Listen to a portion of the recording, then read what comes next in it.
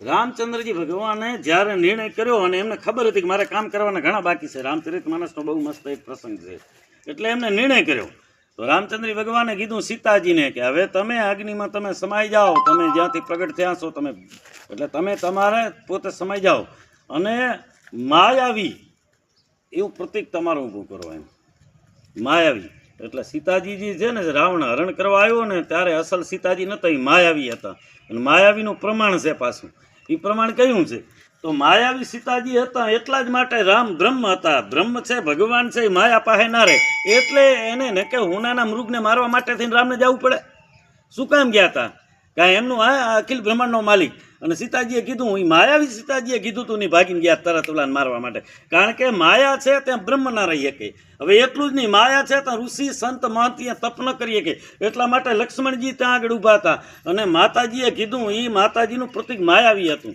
અને એમને કીધું કે જાઓ તમારા ભાઈને કે કાંઈક જરૂર પડી છે, જાઓ. અને એ મારી જ છે ને, એ તરત હે લખાણ કરીને અવાજ કર્યો ને, એટલે કીધું તમે જાઓ, રામ તમને બોલાવે છે.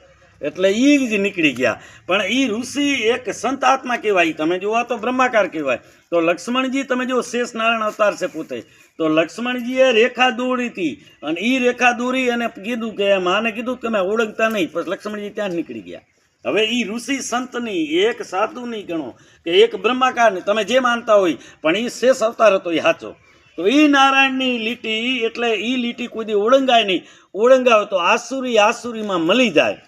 હા, પાપમાં, ધર્મમાં જે છે એને બધું એવું નથી. તો માયાવી હતા સીતાજી, એટલે માયાવી તો સામે રાવણ હતો માયાવી. તો બંને માયાવીમાં મળી ગયા. કારણ કે શું કામ? એક લીટી પોતે ભગવાનની ઓળંગી હતી. એટલે ક્યારે કોઈ સાધુ સંત બ્રાહ્મણની, કોઈ સત્પુરુષની, કોઈ આપણા શાસ્ત્રની કોઈ લીટી હોય ને તો એને ઓળંગતા નહીં મિત્રો ક્યારેક.